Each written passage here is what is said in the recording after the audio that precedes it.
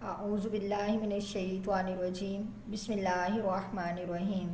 الذین وہ لوگ یقولون وہ کہتے ہیں ربنا اے ہمارے رب اننا بے شک ہم آمنا ہم ایمان لے آئے فاغفر لنا پس تو بخش دے ہمیں ذنوبنا ہمارے گناہ واقعنا اور تو بچا ہمیں عذاب النار آگ کے عذاب سے الصابرین صبر کرنے والے والصادقین اور سچ بولنے والے والقانتین اور فرما برداری کرنے والے والمنفقین اور خرچ کرنے والے والمستغفرین اور بخشش طلب کرنے والے بالاسحار سحری کے وقت شاہد اللہ گواہی دی اللہ تعالیٰ نے انہو بے شک وہی ہے لا الہ نہیں کوئی معبود الا ہوا مگر وہی والملائکۃ اور گواہی دی فرشتوں نے واولی العلم اور علم والوں نے قائماً جو قائم ہیں بالقسطی انصاف پر لا الہ نہیں کوئی معبود الا ہوا مگر وہی عزیز جو زبردست حکیم حکمت والا ہے ان الدین بے شک دین عند اللہ اللہ تعالیٰ کے نزدیک اسلام ہے وما اختلف اور نہیں اختلاف کیا الذین ان لوگوں نے اوت الکتابہ جو دیے گئے کتاب الا مگر من بعد اس کے ما جاءہم جب آ گیا ان کے پاس علم باغیم بینہم آپس کی ضد سے ومن یکفر اور جو کہ انکار کرے گا بآیات اللہ اللہ تعالیٰ کی آیات کا فإن اللہ پس بے شک اللہ تعالیٰ سریع العقاب جلد حساب لینے والے ہیں فَإِنْ حَاجُّوكَ پس اگر وہ جھگڑا کریں آپ سے فَقُلْ پس فرما دیجئے اسلمت میں نے فرما بردار کیا وجہیا اپنا چہرہ للہ اللہ تعالیٰ کے لیے وَمَنِ اتَّبَعَنِ اور جنہوں نے میری پیروی کی وَقُلْ اور آپ فرما دیجئے لِلَّذِينَ ان لوگوں کو اوت الکتاب جو دیے گئے کتاب والأمیین اور ان پڑھوں کو اسلمتم کیا تم نے فرما برداری کی فَإِن پس اگر اسلموا انہوں نے فرما برداری کی فقط پس تحقیق اہتدوا انہوں نے ہدایت پائی وَإِن تَوَلَّوْا اور اگر وہ پھر گئے فَإِنَّمَا بس بے شک علیکا آپ کے ذمہ ہے بلاغ پہنچا دینا واللہ اور اللہ تعالیٰ بصیر دیکھنے والے ہیں بالعباد اپنے بندوں کو ان الذین بے شک وہ لوگ یکفرون جو انکار کرتے ہیں بآیات اللہ اللہ تعالیٰ کی آیات کا ویقتلون اور وہ قتل کرتے ہیں انبیاء نبیوں کو بغیر حق ناحق ویقتلون اور وہ قتل کرتے ہیں الذین ان لوگوں کو یامرون جو حکم دیتے ہیں بالقسط انصاف کا من الناس لوگوں میں سے فبشرہم پس آپ خوشخبری دیجیے ان کو بعذاب علیم دردناک عذاب کی اولئک وہی لوگ ہیں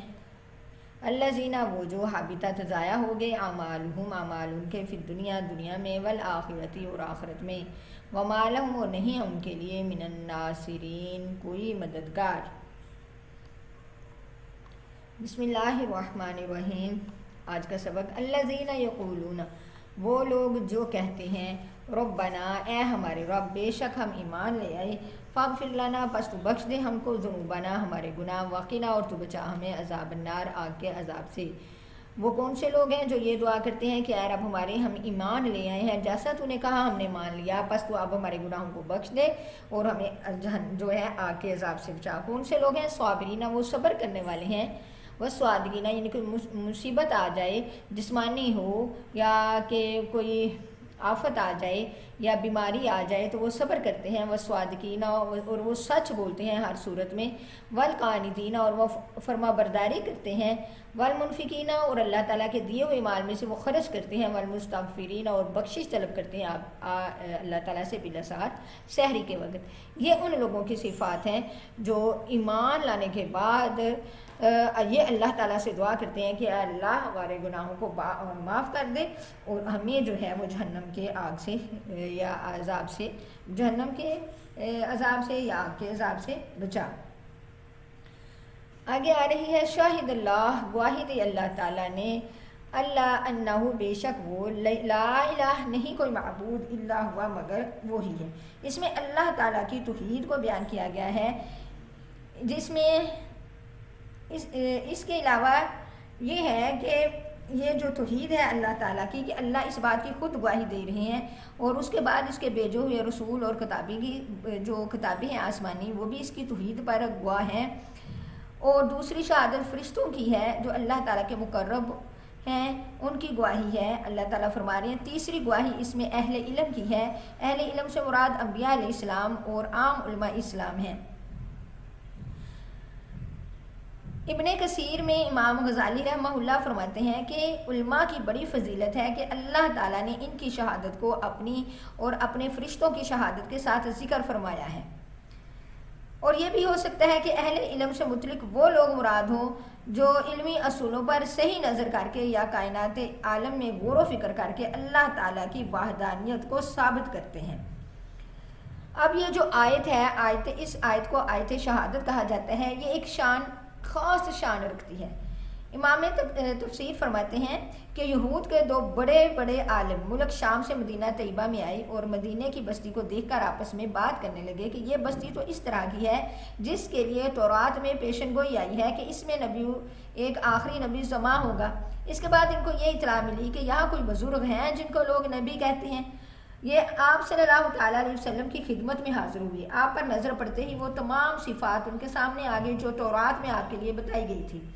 حاضر ہو کر عرض کیا کیا آپ محمد ہیں؟ آپ صلی اللہ تعالیٰ علیہ وسلم نے فرمایا ہاں۔ پھر انہوں نے پوچھا کیا آپ احمد ہیں؟ آپ نے فرمایا ہاں میں محمد ہوں، میں احمد ہوں۔ پھر عرض کیا کہ آپ سے ایک سوال کرتے ہیں، اگر آپ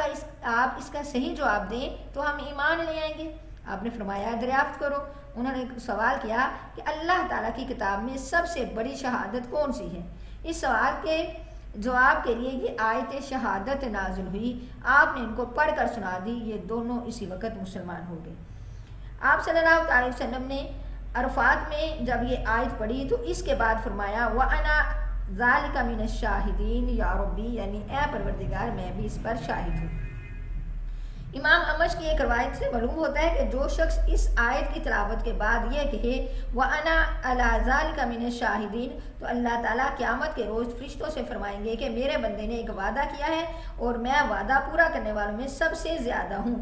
اس لیے میرے بندے کو جنت میں داخل کر دو۔ اور حضرت ایوب انصاری کی ایک حدیث میں ہے کہ نبی کریم صلی اللہ علیہ وسلم نے فرمایا جو شخص ہر نماز فرض کے بعد سورۃ فاتحہ اور آیت الکرسی اور آیت شہادت یعنی شاہد اللہ اور قل اللہم مالک الملک سے بغیر حساب تک پڑھ لیا کرے تو اللہ تعالیٰ اس کے سب گناہ معاف فرمائیں گے اور جنت میں جگہ دیں گے، اس کی 70 حاجتیں پوری فرمائیں گے، جن میں سے کم حاجت جو ہے وہ اس کی بخشش ہے، اس کی مغفرت ہے۔ اب یہاں بھی اگلی آیت آ رہی ہے ان الدین، بے شک دین، عند اللہ، اللہ تعالیٰ کے نزدیک، یعنی پسندیدہ دین جو ہے وہ اللہ تعالیٰ کے نزدیک اسلام ہے۔ اب اسلام کیا ہے؟ کہ اسلام کے اصل معنی ہے اپنے آپ کو اللہ تعالیٰ کے سپرد کر دینا اور اس کے تابع فرمان ہو جانا۔ اس معنی کے اعتبار سے ہر نبی اور رسول کے زمانہ میں جو لوگ ان پر ایمان لائے اور ان کے لائے ہوئے احکام میں ان کی فرما برداری کی وہ سب مسلمان اور مسلم کہلانے کے مستحق تھے اور ان کا دین اسلام ہی تھا۔ اس سے معلوم ہوا کہ سب انبیاء کرام کا ایک ہی دین تھا، یعنی اللہ تعالیٰ کی ذات کے جامعہ جو کمالات ہیں اس کی توحید ہے، اور اس کے سوا کسی کا لائق عبادت نہ ہونے پر دل سے ایمان اور زبان سے اقرار، اور روز قیامت اور اس میں حساب کتاب، جزا سزا، جنت دوزخ، سب پر دل سے ایمان لانا اور زبان سے اقرار کرنا، اور اس کے بھیجے ہوئے ہر نبی اور رسول کے لائے ہوئے احکام پر اسی طرح ایمان لانا جو ہے وہ اسلام ہے۔ لیکن ہر نبی کے زمانے میں ان کے لایا ہوا دین ہی دین اسلام اور عند اللہ مقبول تھا۔ بعد میں ایک بعد دوسرا جب نبی آتا تو کچھ دوسرا پہلا جو دین ہے پہلے نبی کا دین منسوخ ہوتا جاتا، آخر میں خاتم الانبیاء کا دین اسلام کہلایا جو قیامت تک باقی رہے گا۔ اور اگر اسلام کے دوسرے معنی لیے جائیں یعنی وہ شریعت جو حضرت محمد صلی اللہ علیہ وسلم لے کر تشریف لائے تو یہ آیت کا مفہوم ہو جاتا ہے کہ اس زمانے میں صرف وہی اسلام مقبول ہے جو نبی کریم صلی اللہ علیہ وسلم کی تعلیمات کے مطابق ہے۔ پچھلے دینوں کو بھی اگرچہ اس وقت میں اسلام کہا جاتا تھا، یعنی اس لوگوں کو اس وقت کے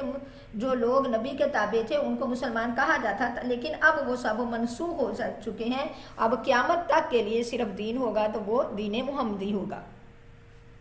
آگے ہے وَمَا اخْتَلَفَ الَّذِينَ أُوتُوا الْكِتَابَ، اور نہیں اختلاف کیا ان لوگوں نے جو دیے گئے کتاب، الا مگر من بعد ما جاءہم العلم، بعد اس کے جب ان کے پاس علم آ گیا، بغیم بینہم، آپس کی ضد سے۔ اب ان کا اختلاف کرنا یہ نہیں تھا کہ ان کو پتہ ہی نہیں تھا، یعنی اہل کتاب نے جو انبیاء علیہ السلام کی نبوت اور اسلام میں خلاف جو کیا اور اس میں جھگڑا ڈالا، تو اس کی وجہ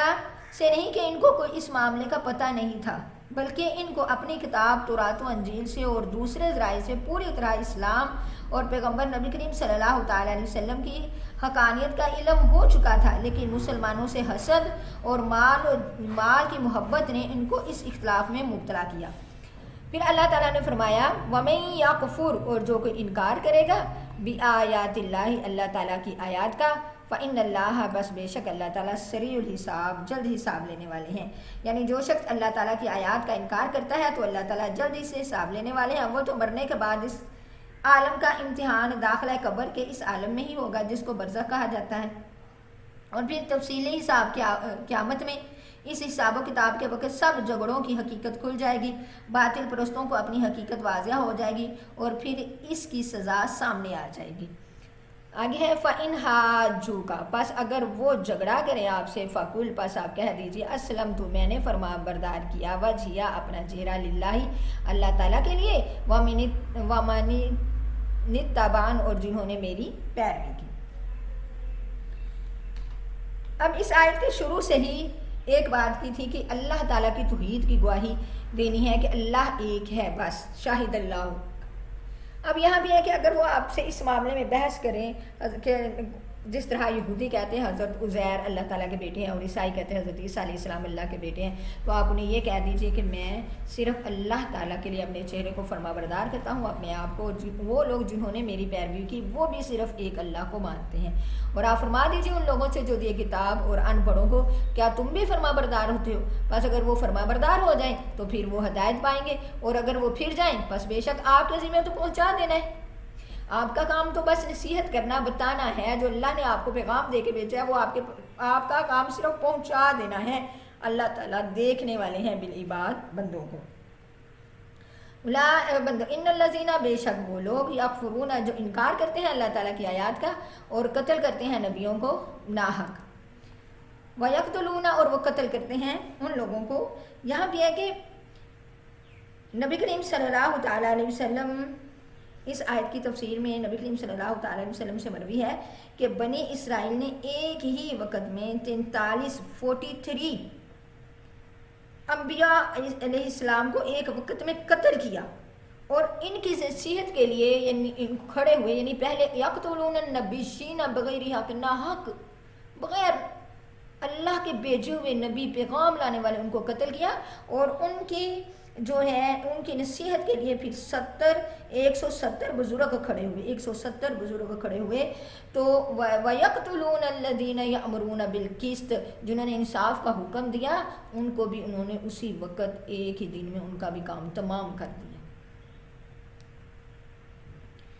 اسی دن ان کو بھی جو ہے انہوں نے قتل کر دیا۔ وَيَقْتُلُونَ، اور وہ قتل کرتے، الَّذِينَ، ان لوگوں کو، يَأْمُرُونَ، جو حکم دیتے، بِالْقِسْطِ، انصاف کا، مِنَ النَّاسِ، لوگوں میں سے۔ اللہ تعالیٰ فرما رہے ہیں فَبَشِّرْهُمْ،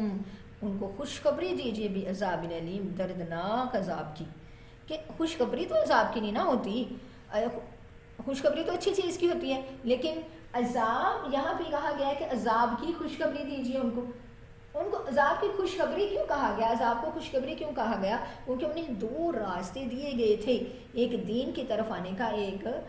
2 راستے بتا دیے گئے تھے، لیکن ایک جنت کا، ایک دوزخ کا۔ انہوں نے مرضی سے ظلم زیادتی والا راستہ پسند کیا، اپنی پسند سے ایسا کیا، اپنی مرضی سے کیا، یہ نہیں کہ ان کو پتہ نہیں تھا۔ فبشرہم، ظاہری بات ہے پھر جو انہوں نے راستہ پسند کیا اسی کی خوشخبری ان کو ملے گی۔ اولئک، وہی لوگ ہیں، حبطت، ضائع ہو گئے ان کے اعمال،